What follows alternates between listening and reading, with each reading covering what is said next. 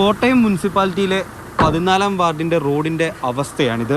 നിരവധി വാർത്തകളൊക്കെ മുമ്പും ചെയ്തിട്ടുള്ളതാണ്. പക്ഷേ യാതൊരുവിധ മാറ്റവുമില്ല കഴിഞ്ഞ 3 വർഷമായിട്ട്.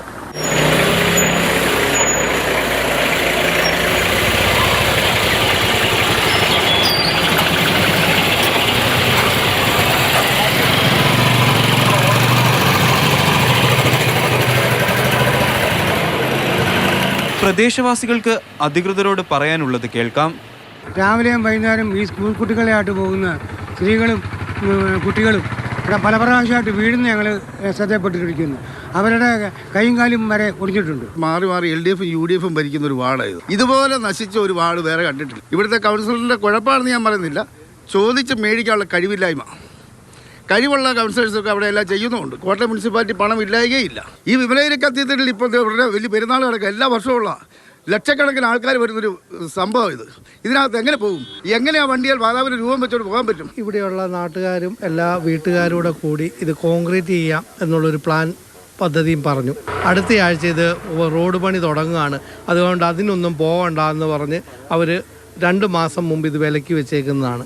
റോഡിന് വശങ്ങളിലായിട്ടുള്ള ഈ ഓട ഇത് ഇവിടം കൊണ്ട് അവസാനിക്കുകയാണ്. ഇതിലെ അങ്ങോട്ട് പിന്നീട് ഈ ഓടയില്ല. മുമ്പ് എപ്പോഴോ റോഡിൻ്റെ പണി നടന്നപ്പോൾ ഇരുവശത്തെയും ഓട മൂടിക്കളഞ്ഞു.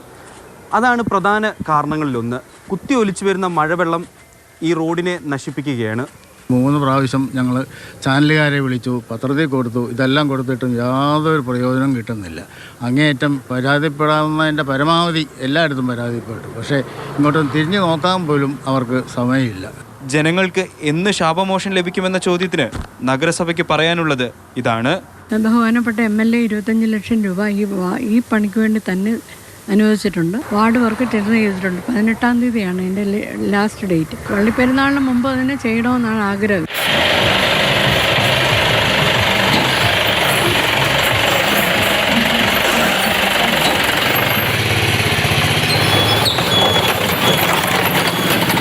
കഴിഞ്ഞ 3 വർഷമായി യാതൊരു നടപടികളും ഇല്ലാതെ കിടന്നിരുന്നതാണ് ഈ റോഡ്.